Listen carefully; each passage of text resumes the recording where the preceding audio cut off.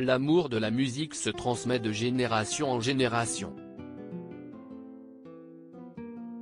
Preuve supplémentaire en est avec Carla Bruni et son fils Aurélien Enthoven, issu de sa romance avec Raphaël Enthoven au début des années 2000. Pour les fêtes de fin d'année ou alors pour célébrer la nouvelle, Aurélien a offert un cadeau dans ce thème à sa mère, qui s'est empressée de le partager à ses 755 000 abonnés sur son compte Instagram. Merci Aurélien Enthoven pour ce merveilleux cadeau, a-t-elle écrit en légende de cette story sur le réseau social, tout en taguant le compte de son fils.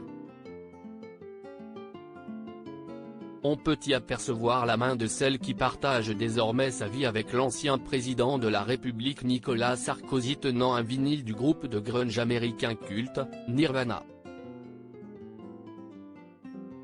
Et pas n'importe quel album, puisqu'il s'agit du MTV Unplugged in New York du collectif qui était emmené par Kurt Cobain.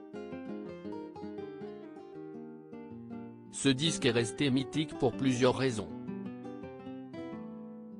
Tout d'abord, il compte parmi la maigre discographie du groupe avant le suicide tragique de son leader. Il a également été enregistré en une seule prise dans les studios Sony Music de New York, une prouesse au vu du rendu final d'une grosse cinquantaine de minutes.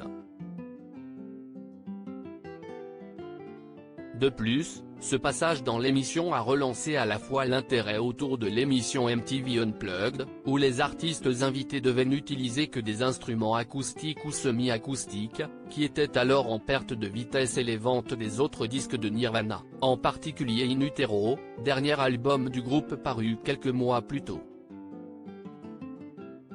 Cet effort est d'ailleurs devenu immédiatement l'album posthume le plus vendu au monde et s'est écoulé à un peu moins de 7 millions d'exemplaires à ce jour.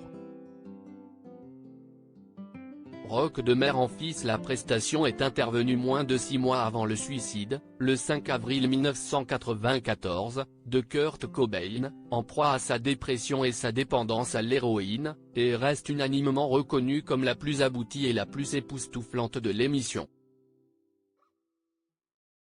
On y retrouve quelques reprises entrées dans la légende, comme cette version de The Man Who Sold the World de David Bowie.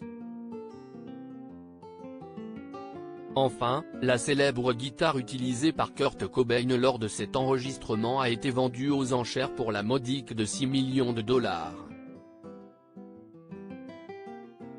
Idem pour le cardigan que porte Kurt Cobain, parti également aux enchères pour pas moins de 334 000 dollars.